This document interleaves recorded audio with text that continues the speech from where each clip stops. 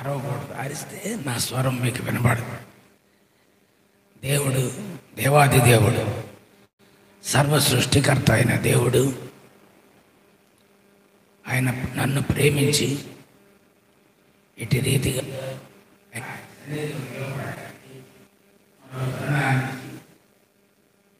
తిరిగి ఆయన వాక్యాన్ని మీ మధ్య పంచుకోవడానికి ఆయన ఇచ్చిన ధన్యతకై ముందుకు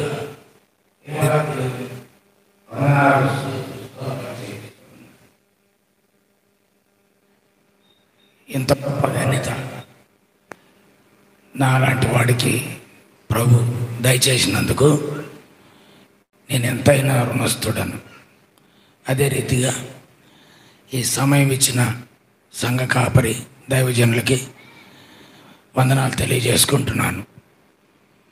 అదే రీతిగా దేవుని బిడ్డలైనటువంటి మీ అందరికీ కూడా మా శ్రమలలోనూ, మా బాధల్లోనూ, మా ఇబ్బందుల్లోనూ మేమున్నాం మీకు తోడుగా అని మా కొరకు ప్రార్థించి మాతో ఉండి మా బాధను పంచుకున్న ఒక్కరే సంఘానికి నిజంగా మేమెంతైనా రుణస్థులం. మీ అందరికీ యేసుక్రీస్తు నామంలో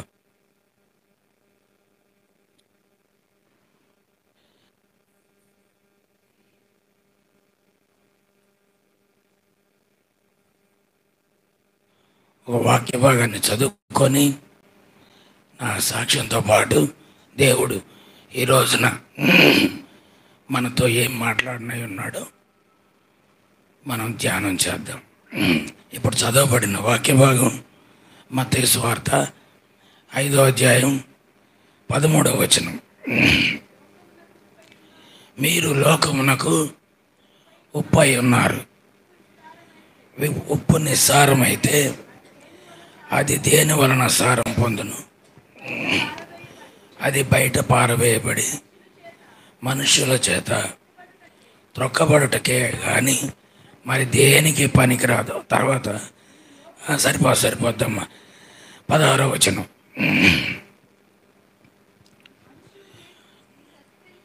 మనుషులు మీ సత్క్రియలు చూచి పరలోకమందున్న మీ తండ్రిని మహిమపరచునట్లు వారి ఎదుట మీ వెలుగును ప్రకాశింపనీయుడి. చిన్న ప్రార్థన చేసుకుందాం. మహోన్నతుడైన మా దేవ, కృప కలిగిన తండ్రి, నమ్మకమైన మా రాజా, వందనాలు, స్తుతులు, స్తోత్రాలు చెల్లిస్తున్నానయ్యా. దేవా, అల్పుడు నా యోగ్యుని నన్ను ప్రేమించి తిరిగి నాయన నాకు మరో జీవితాన్ని ఇచ్చి మీ సన్నిధిలో నిలవబడే ధన్యతనిచ్చిన నా దేవా, మీకే వందనాలు, స్తుతులు, స్తోత్రాలు చెల్లిస్తున్నాను. వాక్యం శక్తి కలిగింది నాయన, జీవం కలిగింది దేవా. మీ వాక్యాన్ని మీ బిడ్డల ముందు నాయన అల్పుడు నాయన నేను ఆయన ధ్యానం చేస్తుండగా దేవా, మీ నోటి బోరగా వాడుకొని మీ సిలువ చాటును మరుగుపరిచి మీరు మాతోనూ మాట్లాడి మమ్మల్ని మీ వాక్యపు వెలుగులో ప్రకాశింపజేసి ఈ లోకం నాయన మా సత్క్రియలు చూసిన ఆయన మీ నామాన్ని మహింపరచినట్లు నన్ను మమ్మల్ని నడిపింపజేయమని యేసయ్య పరిశుద్ధమైన ఘనమైన నామంలో ప్రార్థించి వేడుకొంచున్నాం పరమ తండ్రి. ఆమేన్.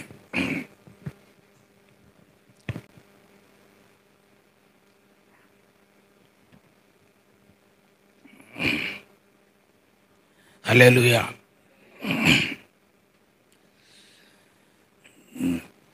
దైవజనులు మీకు మా యొక్క పరిస్థితిని ఎప్పటికప్పుడు అప్డేట్ చేస్తూ ఉంటారు.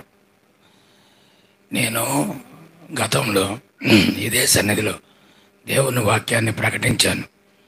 ముందున్న నా స్థితిని మీరు ఎరిగిన వారు. ఇప్పుడు ఉన్న స్థితి కూడా మీరు లైవ్లో చూస్తున్నారు. అయితే సౌదీ అరేబియా దేశం నుంచి అంతకుముందు నా సాక్ష్యాన్ని మీతో పంచుకొని ఉన్నాను. అది ఒక ఫేజ్. రెండో ఫేజ్లో మేము సౌదీ నుంచి తిరుపతికి వచ్చేసిన తర్వాత తిరుపతిలోంచి సెకండ్ జర్నీ స్టార్ట్ అయ్యింది. ఆ ప్రయాణంలో ఎలాంటి పరిస్థితులు గుండా దేవుడు నన్ను నా కుటుంబాన్ని తీసుకెళ్ళాడు మీకు అందరికీ బాగుగా తెలియను. గతసారి ఇక్కడికి వచ్చినప్పుడు అత్తమ్మ ఉన్న పరిస్థితులు ప్రభునందు నిద్రించినప్పుడు అనేక మంది సాక్ష్యాలు చెప్పాడు. అప్పుడు నేను ఒక మాట కూడా మాట్లాడలేని స్థితిలో ఉన్నాను. నేను మాట్లాడలేకపోయాను, ఎందుకంటే అప్పుడు కంప్లీట్గా స్వరం లేదు. ఆ తర్వాత మేము మళ్ళీ తిరుపతికి వెళ్ళిన తర్వాత మళ్ళీ స్కానింగ్ చేపిస్తే ఒక చిన్న పాలిప్ ఉంది అని చెప్పారు. దాని కొరకు మళ్ళీ బయాప్సీ తీశారు. బయాప్సీ తీసిన తర్వాత వాళ్ళు అన్నారు, చెన్నైకి తీసుకెళ్ళండి, లేజర్ ట్రీట్మెంట్ చేయాలి అన్నారు. చెన్నైకి వెళ్ళాం. డాక్టర్ అన్నాడు, ఇది చాలా క్రిటికల్, ఇది చేసేటప్పుడు లేజర్ అంటే మీకు అర్థం అవ్వాలని చెప్తున్నాను, కొన్ని రేస్ని నా నోట్లోంచి పంపిస్తారు. పంపించి దాంతో ఏ పార్ట్ని అయితే తీయాలో దాన్ని పట్టుకొని దాన్ని కట్ చేస్తారు. అలా చేస్తున్నప్పుడు ఆ రేస్, ఆ కిరణాలు అవి లోపలికి వెళుతున్నప్పుడు పక్కలకి వెళ్ళినా అక్కడ కూడా కట్ అవుతాయి. సో కరెక్ట్ అయిన ప్రదేశంలో కరెక్ట్గా తీయాలి దాన్ని. అలా తీయాలంటే అది ఒక బుడిపిలాగా ఎలాగుంటే చాలా ఈజీగా తీయచ్చు. అది కొంచెం మందంగా పొడవుగా ఉంది. డాక్టర్ అన్నాడు, కొంచెం కష్టం అమ్మా. రోజ్మేరీతో చిన్నితో మాట్లాడాడు, కొంచెం కష్టం, పరిస్థితి మీకు వివరిస్తున్నాను, నేను ప్రయత్నం చేస్తాను పూర్తిగా తీయడానికి. అయితే తీస్తున్న సమయంలో ఆయన చెప్పలేదు, ఇంకొక జూనియర్ డాక్టర్ వచ్చి చెప్పాడు. ఎందుకంటే ఆయన చెప్పటం కొంచెం మొదటి నుంచి మేము వెళ్ళిన కన్సల్టేషన్ అన్నింటిలో కూడా ఆయన కొంచెం బాగానే ప్రేమించాడు మమ్మల్ని. కుర్రోడు యవ్వనంలో ఉన్నాడు, ఇప్పుడు స్వరానికి ఇబ్బంది కలిగితే అతని కెరీర్ అంతా పాడవుతుంది, అతన్ని మిగతా జీవితం ఎలా కానీ చాలా బాధపడ్డాడు ఆయన. అయితే ఆ జూనియర్ డాక్టర్ అన్నాడు, కట్ చేస్తున్నప్పుడు ఆ అవుతున్న బ్లీడింగ్ ఏమైతే రక్తం వస్తుందో అది కనుక లంగ్స్లోకి వెళ్ళిపోతే చాలా ప్రమాదం అయిపోద్ది, ఆ ప్రాణం పోయే స్థితి కూడా ఉండొచ్చు అని చెప్పి సంతకం పెట్టించుకున్నారు చిన్ని దగ్గర. అలాగే డాక్టరు కట్ చేసేటప్పుడు ఒకవేళ నేను గనక పూర్తిగా చేయలేకపోతే వేరే మార్గం లేదు, ఇక్కడ ఓపెన్ చేస్తాను, చేసి సంపూర్ణంగా స్వరపేటికని తీసేస్తాను అని చెప్పాడు. చేయాల్సి ఉంటుంది అని చెప్పాడు. అది మా పరిస్థితి. దేవుని సన్నిధిలో కనిపెట్టాం, ప్రార్థన చేశాం. ప్రార్థన చేస్తూ మీరంతా ప్రార్థన చేశారు. చేస్తున్నప్పుడు దేవుడు ఆ ప్రార్థన ఆలకించి ఆపరేషను సక్సెస్ఫుల్గా జరిగింది. బాగా చేశారు దేవుడు. అయిన తర్వాత ఆ తీసిన పీసెస్ని బయాప్సీకి పంపిస్తారు. బయాప్సీకి పంపించినప్పుడు బయాప్సీలో అంతా రిపోర్ట్ బాగానే వచ్చింది, కానీ ఒక 4 ప్లేసెస్లో ఇంకా క్యాన్సర్ ఉందని వచ్చింది.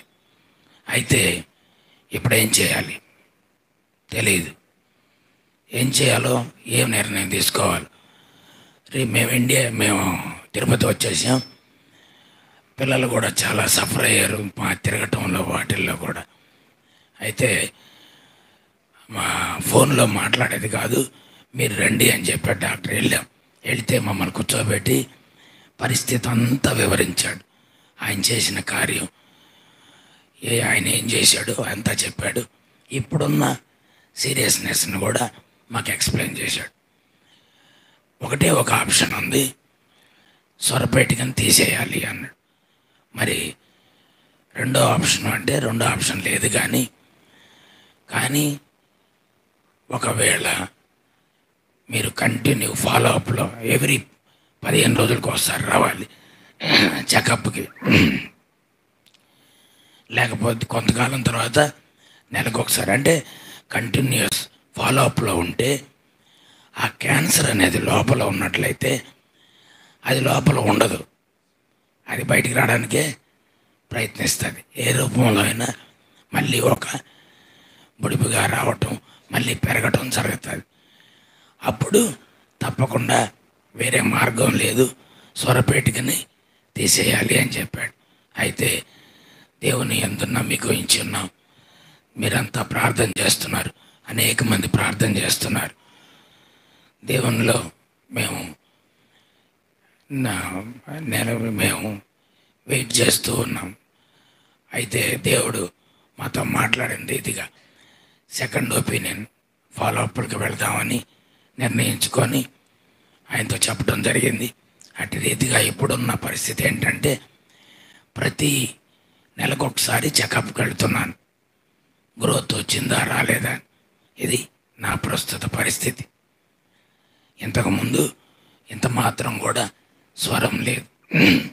అయితే ఇప్పుడున్న ఈ స్వరంతో మేము ఇండియాకు వచ్చే ముందే నేను పనిచేస్తున్న ప్రదేశంలో కూడా దేవుని సేవ చేస్తూనే ఉన్నాం. అయితే ఇంతకంటే కూడా ప్రభువు మమ్మల్ని ప్రేమించి సంపూర్ణ సేవకు రోజ్మేరీ సమయం ఉంటే సాక్ష్యం పంచుకో ఉండేది. స్పష్టమైన దేవుని స్వరాన్ని విన్నది. నాతో మాట్లాడినప్పుడు దేవుడు, నేను అన్నాను, ప్రభువా నేను కాదు నాయన, నా వైఫ్ నాకు చెప్పాలి. నేను కనుక సంపూర్ణ సేవకి సమర్పించుకోవాలంటే ఎందుకు భార్య చెప్పాలి అని అంటే, భార్య సాటి అయిన సహాయం. రేపటి దినాన నన్ను ప్రశ్నించకూడదు ఏమని. ఒకప్పుడు ఉన్నతమైన స్థితిలో ఉన్నాం, సౌదీ అరేబియాలో లక్షలు సంపాదిస్తున్నాం. దాని నుంచి ఆ ప్రయాణంలో, ఏ ప్రయాణంలో దేవుడు నన్ను తీసుకెళ్తాడో నాకు అర్థమవుతుంది. దాని నుంచి ఒక సగం జీవితానికి తిరుపతి ప్రాంతానికి వచ్చాడు. తిరుపతి ప్రాంతం అయిపోయిన తర్వాత ఆ ఫేస్ అయిపోయింది. ఆ తర్వాత ఇప్పుడు సంపూర్ణంగా రెసిగ్నేషన్, అంటే ఉద్యోగాన్ని వదిలిపెట్టి దేవుని సేవ చేయాలను.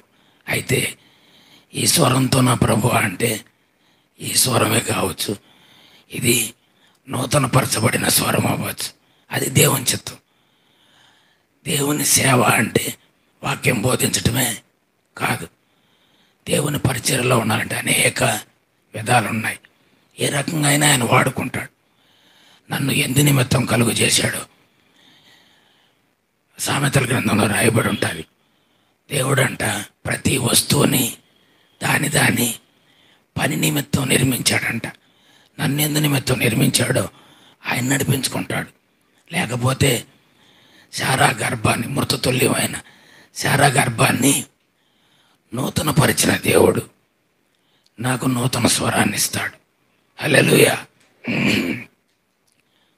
అలాగే నయమాను కుష్ఠరోగమైన దేహాన్ని ఎటువంటి దేహంగా మార్చాడు?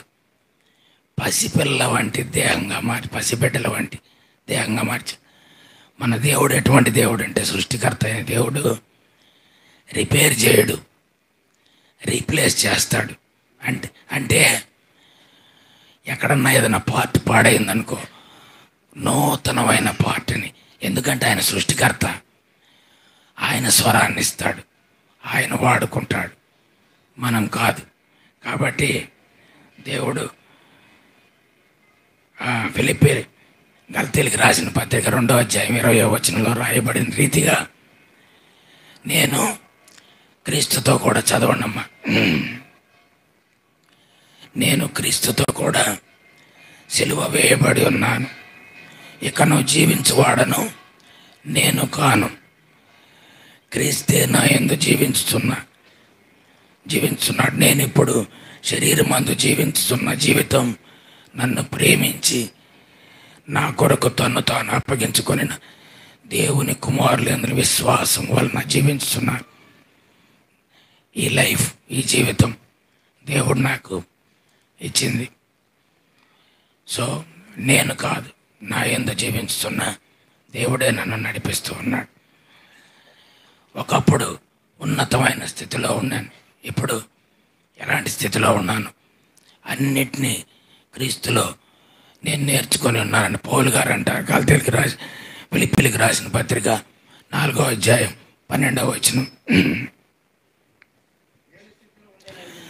దీన స్థితిలో ఉండనెరుగుదును, సంపన్న స్థితిలో ఉండనెరుగుదును, ప్రతి విషయంలోనూ అన్ని కార్యములలోనూ కడుపు నిండి ఉండుటకును, ఆకలి కొని ఉండుటకును, సమృద్ధి కలిగి ఉండుటకును, లేమిలో ఉండుటకును నేర్చుకుంటున్నాను.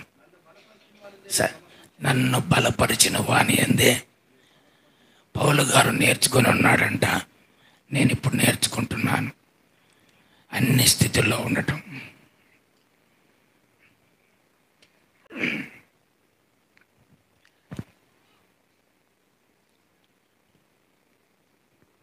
కాబట్టి ఎలాంటి స్థితిలో ఆయన నిలబెడతాడో, ఎలాంటి స్థితిలో ఆయన నడిపిస్తాడో దేవుని చిత్తం. సంపూర్ణ సేవకు సమర్పించుకున్నాం. మీ అందరూ కంటిన్యూగా ప్రార్థన చేయండి. మనల్ని దేవుడు పిలిచిందే అందు నిమిత్తం ఆయన కొరకైన సాధనాలుగా వాడబడాలని, ఆయన కొరకైన జీవితం జీవించాలని. నేను కష్టకాలంలో ఉన్నప్పుడు, ఇబ్బందుల్లో వెళుతున్నప్పుడు దేవుడు నాతో మాట్లాడిన మాట, నా నామమును భరించుటకు నేను ఏర్పాటు చేసుకున్న సాధనమై ఉన్నాడని అన్నాడు. భరించటం అంటే మరొక సమయం వచ్చినప్పుడు మీకు నేను వివరిస్తాను. దేవుడు తరుణం ఇచ్చినప్పుడు. ఈరోజు వాక్య భాగం, మీరు లోకమునకు ఉప్పు అయి ఉన్నారు. ఉప్పు నిస్సారమైతే మరి అది దేని వలన సారం పొందుతుంది? ఉప్పు అంట ప్రభు కొండ మీద ప్రసంగంలో మాట్లాడుతూ ఉన్నప్పుడు మాట్లాడిన మాటలు ఇవి. కొండ మీద ప్రసంగం ఎంత ఫేమస్ మనందరికీ తెలుసు. ఈవెన్ గాంధీజీ గారు కూడా ఆ ప్రసంగాన్ని బట్టి ఎంతో ఇన్స్పైర్. ఆయనే కాదు, ఈ లోకంలో చాలామందిని ఇన్స్పైర్ చేసినటువంటి ప్రసంగం అది. కాబట్టి ఈ రోజున లోకమునకు మీరంతా ఎవరంట? ఉప్పు అయి ఉన్నారంట. ఉప్పు అంటదంట, అన్నీ వేసి చూడు, నన్ను వేసి చూడు అంటదంట. ఏమంటది? అన్నీ వేసి చూడు, నన్ను వేసి చూడు అంటదంట. మరి మనం అట్ట అనగలుగుతామా? అన్నీ అందరితో మాట్లాడి చూడండి, ఒక విశ్వాసతో మాట్లాడి చూడండి, అందరితో జీవితాన్ని జీవించి చూడండి, ఒక విశ్వాసతో సహవాసం చేసి చూడండి, అందరి జీవితం చూడండి. చివరి 16వ వచనంలో చెప్పినట్టు మా సత్క్రియలు చూడండి. మా సత్క్రియలు చూస్తే ఎవరికి మహిమ కలుగుతుందంట? దేవుని నామానికి మహిమ కలుగుతుందంట. నీ జీవితాన్ని బట్టి, నీ నడకను బట్టి, నీ మాటను బట్టి దేవుడు మహిమపరచబడాలి. ఈ రోజున నువ్వు ఈ లోకానికి ఉప్పు అంట. ప్రభు అంటున్నాడు, మీరు వెలుగై ఉన్నారన్నాడు, మీరు పరిమళ వాసన అన్నాడు, మీరు పరిశుద్ధులు అన్నాడు, మీరు ఉప్పు అన్నాడు. ఉప్పుకేంటి ప్రభువా ఇంత ఇంత ధన్యత? ఉప్పు గురించి ఏమై ఉంటుంది, ఉప్పు స్వభావం ఏమిటి అని ధ్యానం చేయటం బిగించేస్తే ఉప్పు గురించి కొన్ని లక్షణాలు తెలిసినాయి. ఉప్పు గురించి కొన్ని విషయాలు బైబిల్లో రాయబడ్డాయి. ఆ ఉప్పు ఎందుకు ఉప్పు అయి ఉండాలి? మనం ఈ లోకంలో ఉప్పు ఎక్కువైనా కూడా ఇబ్బందే. సో నీ ప్రవర్తన అధికమైతే అది ప్రాబ్లమే లోకానికి నీకు చెప్పినంత పనే చేయాలి. నువ్వు మించిపోయి చేయకూడని పనులన్నీ చేస్తూ పోతే అది సంఘం హర్షించదు, దేవుడు కూడా హర్షించడు. నిన్ను ఎందు నిమిత్తం నిర్మించాడో, నిన్ను ఎందు నిమిత్తం ఏ టూల్ అంటే ఏ యొక్క వస్తువు చేయాల్సిన పని ఆ వస్తువే చేయాలి. కన్ను చేయాల్సిన పని కన్ను చేయాలి, కాలు చేయాల్సిన పని కాలు చేయాలి. చెయ్యాలి అని చెప్పేది మాత్రం శిరస్సే. శిరస్సు ఎలా చెప్తే అలా చేయటమే మన పని. శిరస్సు ఎవరు? క్రీస్తే సంఘమునకు శిరస్సు. కాబట్టి ఉప్పును గురించి ధ్యానం చేస్తూ ఉన్నప్పుడు ఇది ఈ వాక్యం రావడానికి కారణం చిన్నీకి ఒక కళ వచ్చిందంట. ఆ కళలో ఈమె ఉప్పు అడిగిందంట. నాకు చెప్పింది ఆ కళ వచ్చింది ఇట్లాగా అని. ఆ కళని అత్తమ్మ మరియమ్మ గారితో పంచుకోవడం జరిగింది. అమ్మ, నాకు ఒక కళ వచ్చిందమ్మా, నేను కళలో ఉప్పు అడుగుతున్నానమ్మా. అడిగితే ఉప్పు తీసుకొచ్చి ఇచ్చారండి. ఇస్తే ఆ లోపల అత్తమ్మ వంటింట్లోంచి ఉప్పు తీసుకొని వచ్చి ఇచ్చిందండి. ఇదిగో ఈ చిన్న తీసుకోమ్మ, ఉప్పు అడిగావు కదా అని. చాలా తెల్లగా చాలా ప్యూర్గా ఉప్పు ఉందంట. ఆ ఉప్పుకి సాదృశ్యం ఏంటి అని అత్తమ్మని అడగటం జరిగింది. అంటే అది పరిచర్యకి సంబంధించిన విషయం అమ్మ అని చెప్పి కొంచెం ఆమె అనుభవంలో ఆమె చేసిన సేవలోంచి కొన్ని వాక్యాలు తీసి ఆమెతో పంచుకోవడం జరిగింది. కాబట్టి అటు రీతిగా దేవుడు మాకు ఆమె ద్వారా కూడా పరిచర్యను మాకు అందించడం జరిగింది. ఈ పరిచర్యని దేవుడు ముందు కొనసాగించలాగా మీరు ప్రార్థన చేయండి. అయితే ఉప్పులో ఏంటి ప్రభు దాని స్వభావం అంటే బైబిల్లో కొన్ని వాక్యాలు రాయబడి ఉన్నాయి ఉప్పు గురించి. త్వరగా చదివి సహకరించండి.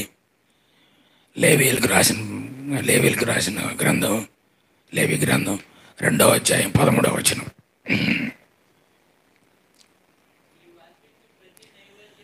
నీవు అర్పించు ప్రతి నైవేద్యమునకు ఉప్పు చేర్చవలెను.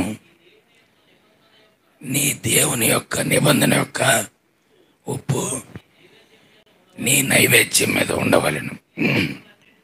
నీ అర్పణములన్నిటితోనూ ఉప్పును చేర్చాలంట. అర్పణ దేవునికి ఇష్టమైన బలి. ఆ అర్పణలు అర్పించినప్పుడు ప్రాముఖ్యంగా ఏముండాలంట? ఉప్పు ఉండాలంట. ప్రతి నైవేద్యానికి ఉప్పు చేర్చాలంట. అందుకే ఉప్పు అంటుంది, అన్నీ వేసి చూడు, నన్ను వేసి చూడని. ఉప్పు వేస్తే ఎలా ఉంటుందో ఉప్పు చేర్చడం బట్టి ఉప్పుకి దేవుడు బైబిల్లో అంత ఇంపార్టెన్స్ని ఇచ్చాడు. అందుకే ప్రభు మనతో మాట్లాడుతూ మీరు లోకమునకు ఉప్పై ఉన్నారు, ప్రతి విషయంలోనూ ఉప్పులాగా జీవించాలి అని చెప్తూ ఉన్నారు. మరొక వాక్యం అదే రీతిగా 2వ రాజుల గ్రంథం 20వ అధ్యాయం 20-21. 2వ రాజుల 2వ గ్రంథం 2వ అధ్యాయం 2వ రాజులు 2వ అధ్యాయం 20-21. అతడు కొత్త పాత్రలో ఉప్పు వేసి నా యొద్దకు తీసుకురండి అని వారితో చెప్పాను. వారి దాన్ని తీసుకొని రాగా అతడు ఆ నీటి ఊట యొద్దకు పోయి అందులో ఉప్పు వేసి, యెహోవా సెలవిచ్చినదేమనగా ఈ నీటిని నేను బాగు చేసి ఉన్నాను కనుక. హల్లెలూయా. ఈ సందర్భం మనందరికీ సుపరిచితం. ఎలీషా ఏలియా దగ్గర నుంచి తన ఆత్మను పొందుకున్న తర్వాత, అభిషేకం పొందుకున్న తర్వాత వస్తూ ఉన్నప్పుడు, ఎరికో పట్టణంలో నిలిచి ఉన్నప్పుడు అక్కడ ఉన్నటువంటి 50 మంది ప్రవక్తలైతేనే, శిష్యులైతేనే వాళ్ళు అంటారు, ఈ నీరు మంచిది కాదయ్యా, ఈ స్థలం మంచిది కాదు, ఇక్కడ మరణకరమైన రోగం ఉంది దీంట్లోనంటే ఎలీషా అంటాడు, కొత్త పాత్ర ఒకటి తీసుకురండి, దాంట్లో ఉప్పుని తీసుకురమ్మంటాడు. ఆ ఉప్పుని ఆ నీళ్ళల్లో చల్లినప్పుడు మరణకరమైన రోగం దాని నుంచి వెళ్ళిపోయినట్టు బైబిల్లో రాయబడి ఉంది. ఇలాగో అనేకమైన విషయాలు ఉప్పు గురించి దేవుని గ్రంథంలో మనకు తెలియజేయబడ్డాయి. మరొక విషయం, నిర్గమాకాండం 30వ అధ్యాయం 34-35.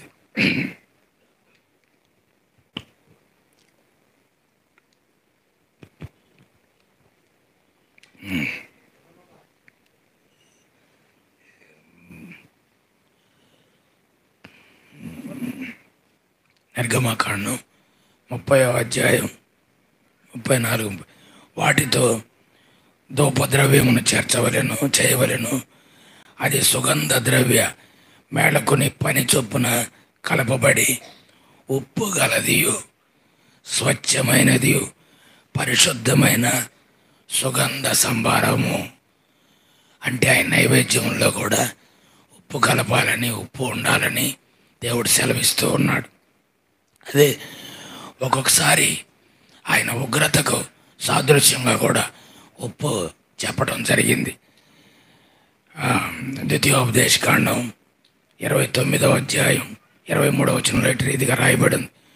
యెహోవా తన కోపోద్రేకము చేత నశింపజేసిన సొదొమ, గొమొర్ర, ఆద్మ, సెబోయిల వలె ఆ సమస్త దేశమును కందకము చేతను ఉప్పు చేతను చెడిపోయి విత్తబడకయు దానిలో ఏదియు పుట్టకయు దానిలో ఏమియో మొలవకుండా ఉండడానికి.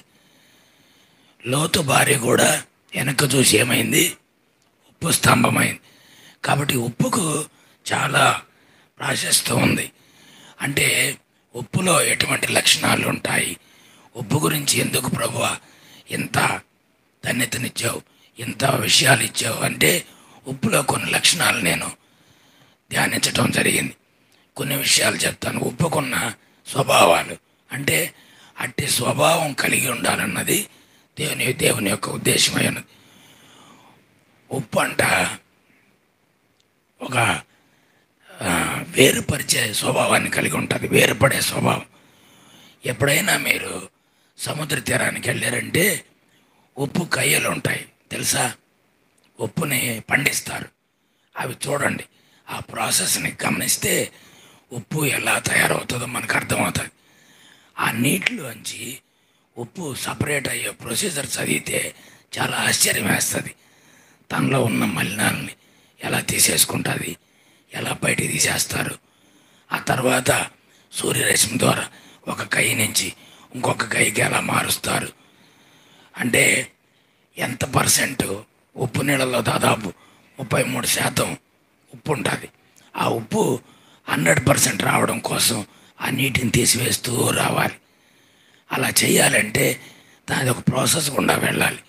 అలా అవుతున్నప్పుడు అది తను తాను శుద్ధిపరచుకుంటుంది, వేరుపరచబడుతుంది. అంటే దేవుడు నీతోను నాతోను మాట్లాడుతున్న మాట, ఉప్పు వలె నువ్వు ఈ లోకమునకు వేరై, ఈ లోక మాలిన్యం అంటకుండా వేరే జీవించే స్వభావం నీలోను నాలోనూ ఉండాలన్నది ఈరోజు దేవుడు నీతోను నాతోనూ మాట్లాడుతున్న మాట. కాబట్టి వేరుపరచబడే స్వభావం కలిగి ఉంటుంది. అలాగే రెండవదిగా ఉప్పు ఏమిస్తుంది? మంచి రుచినిస్తుంది. అంటే రుచి అంటే ఏంటి? యాక్సెప్టెన్స్ అంటే అంగీకరించే తత్వం. పప్పులో ఉప్పు లేదనుకోండి, ఉప్పు లేని కూర ఒప్పదు రుచులకు, పప్పు లేని తిండి ఫలము లేదు అంటారు. అంటే ఉప్పు లేకపోతే అసలు అది రుచించదు. కాబట్టి ఉప్పు రుచినిస్తుంది. అంటే మనల్ని యాక్సెప్ట్ చేయడానికి, అంటే మనం అంగీకరించేదా. అలాగా నీవు నేను ఈ లోకానికి ఉండాలి. పలానోడు క్రైస్తవుడండి, పలానా క్రైస్తవురాలండి, పలానోళ్ళు విశ్వాసులండి, వారి మాట తీరు ఎంత బాగుంటుందండి, వారి జీవన విధానం ఎంత బాగుంటుందండి, అందరూ అంగీకరించే విధంగా ఉంటుందండి, ఎంతో పద్ధతిగా ఉంటారండి, వాళ్ళ పిల్లలు ఎలా ఉంటారండి అని అంటారు. మేము సౌదీ అరేబియా దేశంలో ఉన్నప్పుడు, అక్కడి నుంచి వచ్చేస్తున్నప్పుడు దాదాపు చాలా కష్టమైంది పరిస్థితి. 11 సంవత్సరాలు ఉన్నాం అక్కడ. వీళ్ళు ఒక 8.5 సంవత్సరం ఉన్నారు నాతో పాటు. సంఘాన్ని విడిచిపెట్టి వస్తున్నప్పుడు ఎయిర్పోర్ట్ వరకు కూడా ఆ యొక్క ఏడుపులు, పెడబబ్బలు, బాధ, వారు మమ్మల్ని విడిచిపెట్టడానికి. ఆ తర్వాత తిరుపతి ప్రాంతానికి వచ్చాం. మా సామాన్లన్నీ ప్యాకింగ్ అవుతూ ఉన్నప్పుడు దేవుని బిడ్డలు కాదు, అన్యులు సైతం మా ఇంటికి వచ్చి ఎంతమంది అంటే శ్యామ్, రియా ఫ్రెండ్స్ కావచ్చు, రోజ్మేరీ తన కొలీగ్స్ కావచ్చు, నాకు తెలిసిన వాళ్ళు కావచ్చు, సంఘ సభ్యులు మేము వెళ్ళి వాక్యం చెప్తున్న ఆ సంఘం వాళ్ళు అనేక మంది ఒకానొక సమయంలో విసుగ్గోడు వచ్చింది. మమ్మల్ని ప్యాకింగ్ చేసుకొని ఇస్తారా, చేసుకునేవరా ఇళ్ళు వస్తూనే ఉన్నారు మమ్మల్ని పలకరించడానికి, మాతో మాట్లాడడానికి. అంటే మనం అట్టి రీతిగా జనులకు అంగీకరింపబడాలి. అట్టి రీతిగా మనం వాళ్ళతో కలిసిపోవాలి. అంతగా మనం లోకంతో కలవటం అంటే లోకాచారాల్లో కలిసిపోవటం అని కాదు, లోకంతో ఉండాలి. దావీదు మొదటి కీర్తనలో రాయబడినట్టుగా ఏమండి, పాపుల మార్గమున నిలువుగా అపహాసాలు కూర్చుండు చోటన కూర్చుండక, అంటే వాళ్ళతో ఉండాలి కానీ వాళ్ళతో కలవకూడదు. అందరూ చెప్పే సాదృశ్యమే ఆకు ఎలా ఉంటుంది, బురదలోనే ఉంటుంది కానీ బురద అంటకుండా జీవిస్తూ ఉంటుంది. అవన్నీ సాదృశ్య అలంకారప్రాయంగా, ఉప్పు కూడా మనకు అలంకారప్రాయంగా దేవుడు మనతో మాట్లాడుతున్నాడు. కాబట్టి ఈ రోజున నీవు నేను ఈ లోకానికి ఉప్పు అయి ఉన్నాం. ఆ లక్షణాలని, ఆ గుణ లక్షణాలని ఏమై ఉన్నాయి, అవి మనలో ఉన్నాయా లేవా అని పరిశీలించుకోవాల్సిన వారమై ఉన్నాం. అవి కలిగి జీవించవలసిన వారమై. మరొక విషయం, ఉప్పు ఏం చేస్తుందంట, ఉప్పు యాక్ట్స్ యాజ్ ఏ ప్రిజర్వేటివ్. అంటే ఉప్పు భద్రపరుస్తుంది. ఎట్లా భద్రపరుస్తుంది? మనందరికీ బాగా తెలిసింది ఊరగాయ పెట్టడం.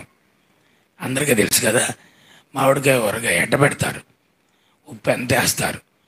ఆ ఉప్పు రుచినివ్వటమే కాదు, ఆ ఉప్పు వల్ల ఆ మామిడికాయ పాడవకుండా నిల్వ ఉంచబడుతుంది. అంటే పాడైపోకుండా ఉంచగలిగిన స్థితి ఉప్పుకుంది. మేము కూడా ఫుడ్ టెక్నాలజీలో అనేక వాటిల్లో చీజ్ కావచ్చు, చాలా ఆహార పదార్థాలకి ఉప్పును చేరుస్తాం. అది రుచినివ్వటమే కాదు, నిల్వ ఉంచే స్వభావం ఉంటుంది, దానికి భద్రపరుస్తుంది. ఈ రోజున క్రైస్తవుడు, విశ్వాసి ఈ లోకాన్ని పాడైపోకుండా నిల్వ ఉంచవలసిన వాడై ఉన్నాడు. లోక చేష్టలు, లోక నడవడిక, లోక నడత కాదు, ప్రభు మార్గాన్ని వారికి బోధిస్తూ ఈ లోకాన్ని భద్రపరచవలసిన వారమై ఉన్నాం. నాశనం కాకుండా కాపాడవలసిన వారమై ఉన్నాం. మన చుట్టుపక్కల ఉన్న వారితో మన సంభాషణ ఎలా ఉంటుంది, మన ప్రవర్తన ఎలా ఉంటుంది, మనం వారి జీవితాలకి పాడైపోకుండా ఎంతవరకు కాపాడబడుతూ ఉన్నాం. మన రెస్పాన్సిబిలిటీ, ఉప్పులాగా నా రెస్పాన్సిబిలిటీ, బాధ్యత ఈ సంఘం ఎడల ఏమై ఉన్నది ఎరిగిన వారమై మనం జీవించాలి. అదే రీతిగా ఉప్పు కృతజ్ఞతకు సూచనగా ఉంది. ఏమంటాం, మన వాడుక భాషలో ఎలా మాట్లాడతాం, అరే వాళ్ళ ఉప్పు తిన్నాంరా, వాళ్ళకి అన్యాయం చేయకూడదురా, వాళ్ళ ఉప్పు తిన్నాం మనం అని అంటాం. అంటే ఉప్పు తిన్నామంటే వాడేదో మనకు ఉప్పు పెట్టారని కాదు, మనల్ని వాళ్ళ ఇంట్లో మనం పరిచర్య పొందాం, వాళ్ళ ఇంట్లో మనం అన్నం తిన్నాం, వాళ్ళ ప్రేమను పొందాం. అట్లాగా మనం ఈ లోకానికి అవ్వవలసిన వారమై, లోకం మన ఎడల కృతజ్ఞత కలిగిందై ఉండాలి. అలాగ ఉండాలంటే మన ప్రవర్తన ఎలాగ ఉండాలి? అలాంటి కృతజ్ఞత ఈ రోజున కనిపించట్లేదు. క్రైస్తవుడు కానీ విశ్వాసి కానీ కనబడితే హింసించడం, చంపేయటం, నరకటం, అది కేవలం లోకం యొక్క తప్పు అని అనుకోవటం పొరపాటు. మనలో కూడా కొన్ని ఎక్కడ కూడా లోకం మనల్ని అంగీకరించే విధంగా జీవించమన్నాడు కానీ లోకం అభ్యంతరపరిచే విధంగా మనం వాళ్ళని అభ్యంతరపరచాల్సిన అవసరం లేదు. మనం మన ప్రేమను బట్టి సంపాదించుకోవాలి. మన పౌరుషాన్ని బట్టో, మన రౌద్రాన్ని బట్టో వాళ్ళని సంపాదించలేము. నీ వాగ్వాదాన్ని బట్టో, నీ వాగ్యుద్ధాన్ని బట్టో, నీ ఆర్గ్యుమెంట్ని బట్టో ఎవరిని సంపాదించలేవు. నీ ప్రేమను బట్టే మనం మనుషులను సంపాదించుకుంటాం. కాబట్టి అట్లాగా అది కృతజ్ఞతకు సూచనగా ఉంది. 4 విషయాలు చెప్పాం. ఐదవది, ఉప్పంట ఈ శారీరక క్రియను, జీవక్రియ అంటే ఇంగ్లీష్లో మెటబాలిజం అంటారు. అంటే నీ యొక్క రక్త ప్రసరణ కావచ్చు, నీలో ఉన్న ఆ జీర్ణక్రియ కావచ్చు, ఇవన్నీ జరగడం కొరకు ప్రాముఖ్యంగా salt acts as a very very good catalyst అన్నమాట. అంటే ఒక ఉత్ప్రేరకం లాగా పనిచేస్తుంది. నీ హార్మోన్స్ స్టిమ్యులేట్ చేయడానికి, నాలో ఉన్న వాటిల్ని బ్యాలెన్స్ చేయడానికి, నీ జీవక్రియను నియంత్రించడానికి ఉప్పు చాలా ఉపయోగపడుతుంది. అంటే ఇవన్నీ మన జీవితాలకి మనం అప్లై చేసుకోవాల్సిన వారం. అంటే ఇవన్నీ ప్రభువు మీరు లోకమునకు ఉప్పై ఉన్నారు అని అంటుంటే అర్థం ఏంటి అంటే, నువ్వు ఎలాగా అవతల వాడి జీవితానికి క్యాటలిస్ట్ లాగా ఉపయోగపడుతున్నావు, ఎలాగ నువ్వు సపోజ్ అతనికి ఏదో ప్రాబ్లం ఉంది, నీ సహాయం ఎలాగుంది, అతను ముందుకెళ్ళలేకున్నాడు, నీ సహాయం ద్వారా ఎలా ముందుకెళ్తున్నాడు. మాట సహాయం కావచ్చు, ఆర్థిక సహాయం కావచ్చు, ప్రార్థనా సహాయం కావచ్చు, ఎన్నో సహాయాలు.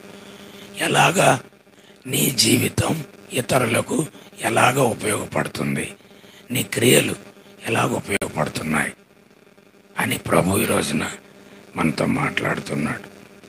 అలాగే చివరిగా ఉప్పంట ఏం చేస్తుంది, చాలా బాగా కరుగుతుంది, కలుస్తుంది. అంతే కదా, ఉపయోగాన్ని నీట్గా డిజాల్వ్ అయిపోతుంది. దానిని మంచి ద్రావణి అంటారు.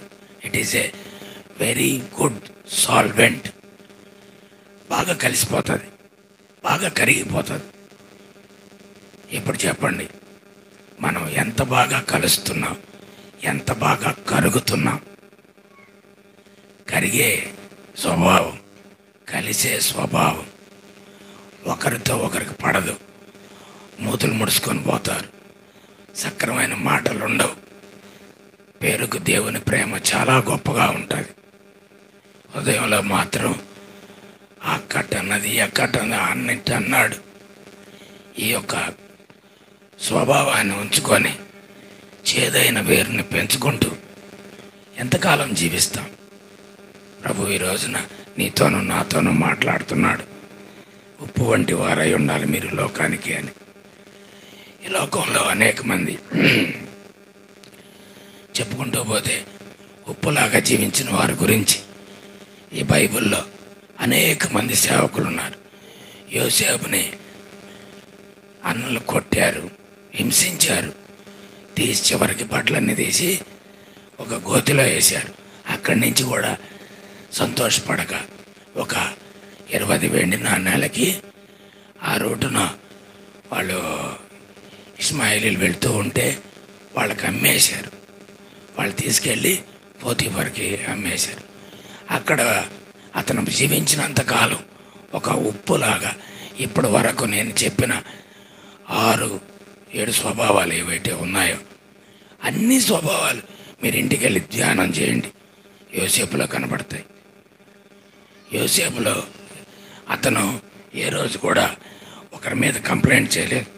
అన్నలు నన్ను ఎలా చేశారు, ఒక్క వాక్యం చదవండి, ఆ నెగిటివిటీ ఎక్కడా లేదు. ఆదికాండం 40వ అధ్యాయం 15వ వచనం.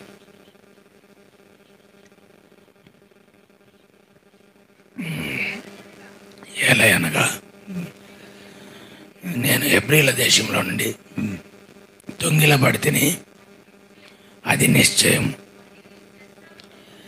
మరియు ఈ చెరసాలలో ఉన్నటకు కూడా నన్ను వేయుటకు ఇక్కడతో సహా నేను ఏమీ చేయలేదని అతనితో చెప్పాడు. That's all. ఇంతే నా సాక్ష్యం. నన్ను మా అన్నలు కొట్టారని కానీ, హింసించారని కానీ, లేకుంటే పోతీఫరు భార్య ఇలా చేసిందని కానీ, నో రిగ్రెట్స్, అవన్నీ నాకు లేవు.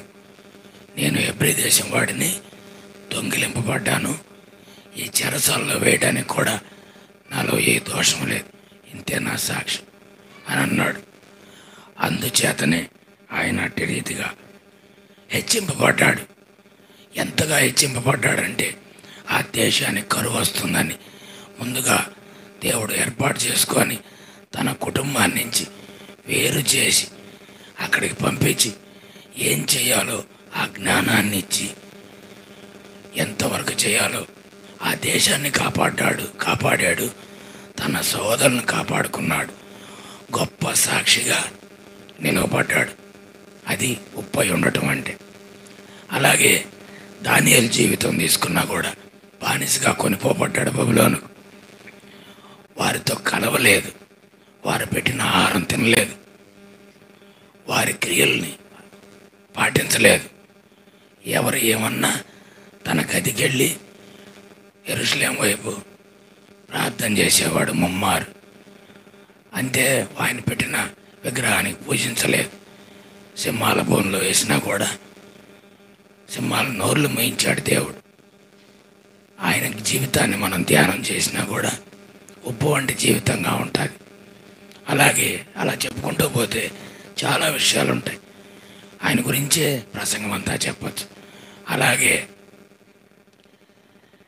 సిరియా దేశానికి ఇజ్రాయేల్ అమ్మాయి అయినటువంటి ఒక చిన్నదాన్ని కొనిపోబడ్డది బానిసగా. తీసుకెళ్ళి ఎవరింట్లో పెట్టారు? నయమాన్ ఇంట్లో పెట్టారు. మీ అందరికి బాగా తెలుసు. నయమాన్ ఇంట్లో పెడితే నన్ను ఇంటి పనికే పెట్టుకున్నారు కదా అని ఆ అమ్మాయి కాముగా ఉండలేదు. ఎందుకంటే అమ్మాయి ఉప్పు. ఆ అమ్మాయికి తెలిసిన సత్యాన్ని, తన యజమానికి కుష్టి వచ్చిందని ఎరిగి ఎక్కడికి వెళితే స్వస్థత కలుగుతుందో ఎలీషా దగ్గరికి తన యజమానురాలకి చెప్పి రాజుతో మాట్లాడి తిరిగి ఆమె అక్కడికి పంపించి తనకు స్వస్థత చేకూరులాగా చేసింది. అది ఉప్పు వంటి జీవితం అంటే. అలాగా ఉండాలన్నది ఈ రోజున దేవుడు నీతోనూ నాతోనూ మాట్లాడుతున్న మాట. చివరిగా నీవు నేను ఎలాగ జీవించాలి ఈ లోకంలో అంటే కొలసీలకు రాసిన పత్రిక 4వ అధ్యాయం 6వ వచనం చదవండి.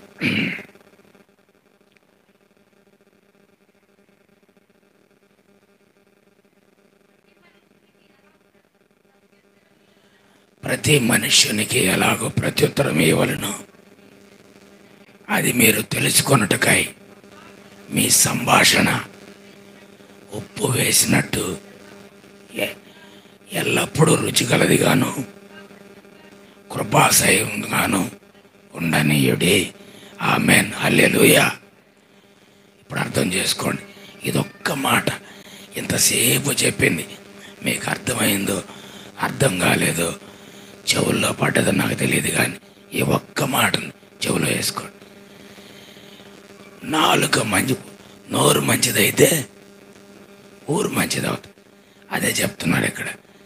మీ సంభాషణ ఎట్టుండాలంట? ఎల్లప్పుడూ ఉప్పు వేసినట్టుగా రుచిగలదిగా ఉండాలి, కృపాసహితంగా ఉండాలి. ఈ 2 మాటలు గుర్తుపెట్టుకోండి. ఎవరితో మాట్లాడినా మీ క్రియలు కావచ్చు అలా ఉండలాగన నన్ను మరియు మనల్ని దేవుడు నడిపించి ఉప్పు వంటి జీవితం ఇచ్చేలాగన ఈ లోకంలో నిలబట్టలాగన దేవుడు దీవించును గాక. అయితే వాక్యం 2 అంచెలు కలిగిన ఖడ్గం వంటిది. ఎటువంటి వాడగలిగిన ఖడ్గం వంటిది. ఇప్పుడు దాకా మంచి చెప్పుకున్నాం. ఉప్పు ఇలా ఉండాలి, అలా ఉండాలి. మరి ఉండకపోతే కూడా అక్కడ చెప్పారు ఎలా ఉండకపోతే ఎలా ఉంటుందంట. ఆ కింద చదవండి. ఉప్పు నిస్సారం అయితే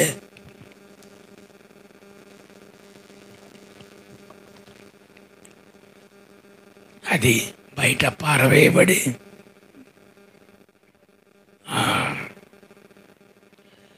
మనుషులతో తొక్కబడుటకే కానీ మరి దేనికి పనికిరాదు. మరి ఈ పార్ట్ కూడా చెప్పుకోవాలి కదా. మంచిగా చెప్పుకుంటే అట్లా కంప్లీట్ కాదు కదా. ఒకవేళ ప్రభు సృష్టికర్త అయిన దేవుడు నిన్ను నన్ను ఎందు నిమిత్తం నిర్మించాడు, ఎందు నిమిత్తం ఏర్పాటు చేసుకున్నాడు, ఏ పని చేయమన్నాడు ఆ పని చేయకపోతే, ఉప్పు లాంటి స్వభావం కలిగి ఉండకపోతే, అది బయట పారవేయ నిస్సారమైతే, దాంట్లో సత్తువు పోతే అది బయట పారవేయబడి తొక్కడానికి పనికి వస్తుంది. ఒక టూల్ తయారు చేసాం, అది పనికి రావట్లేదు, దాని షార్ప్నెస్ పోయింది, స్టోర్ రూమ్లో పడేయడానికే కానీ ఎందుకు పనికిరాదు. అట్లా పడేసిన వాళ్ళ జీవితాలు అనేకం ఉన్నాయి బైబిల్లో. మనం అలాంటి స్థితిలో ఉండకూడదు. తన జ్యేష్ఠత్వాన్ని అమ్ముకున్న ఏశావు వంటి భ్రష్టుడు మీలో ఉన్నాడేమో అని హెబ్రీ గ్రంథకర్త భయపడతాడు. ఆ ఏశావు గురించి రాయబడిన ఒక మాట చదవండి. హెబ్రీలకు రాసిన పత్రిక 12వ అధ్యాయం 17వ వచనం. తొందరగా ముగిద్దాం, చదవండి.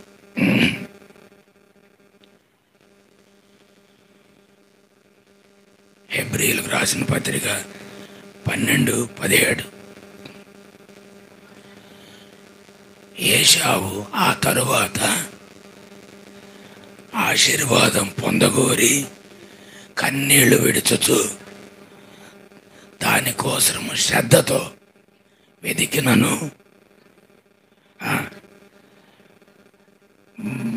మారు మనసు పొందని అవకాశము దొరకక విసర్జింపబడినని మీరెరుగుదురు అంట. విసర్జింపబడటం అంటే బైబిల్లో చాలా గొప్ప మాట. అది ఆ మాట ఎంతమందికి అర్థమవుతుందో. మనం ప్రతి ఉదయకాలంన కాలకృత్యములు విసర్జిస్తాం. విసర్జించటం అంటే అది.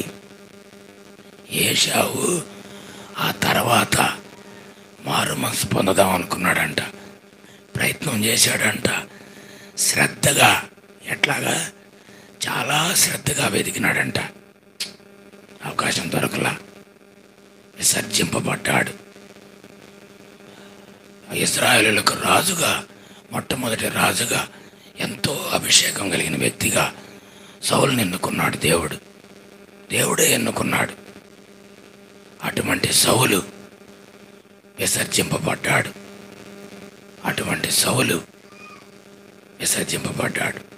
ఎంత సౌలు గొప్ప దైవజనుడు, ప్రవక్తగా ఎంచబడ్డాడు, ఎంతో అభిషేకం కలిగిన వాడు.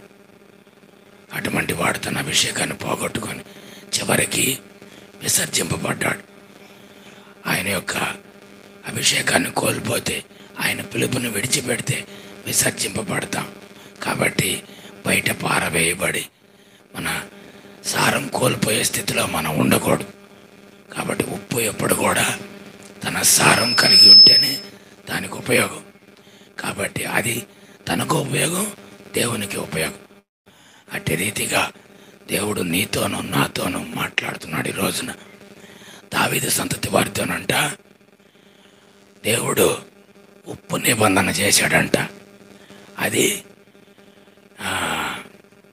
నిరర్థకము కాజాలని నిబంధన అంట. అది నిరర్థకము కాజాలని నిబంధన, ఇంకెవరో తోసివేయలేని నిబంధన. ఫుట్నోట్లో రాయబడి ఉంటుంది ఉప్పు నిబంధన అని. ఈ రోజున నీతోనూ నాతోనూ అట్టి నిబంధన చేస్తున్నాడు దేవుడు. నిన్ను నన్ను ఎన్నుకున్నాడు, ఏర్పాటు చేసుకున్నాడు. ఆయన కొరకైన సాధనంగా సారం కలిగిన వారమై ఈ లోకంలో జీవిద్దాం. ఈ లోకానికి ఉప్పు వంటి వారమై మనలోని ఇప్పుడు చెప్పిన 7 స్వభావాలు వ్యక్తపరిచే వారంగా ఈ లోకంతో మనం ఉప్పు లాంటి జీవితం జీవిస్తూ మన సక్రియల ద్వారా దేవుని నామానికి మహిమ తీసుకొస్తున్నాం. అట్టిలాగున దేవుడు మనల్ని నడిపించును కాక. ఆమేన్.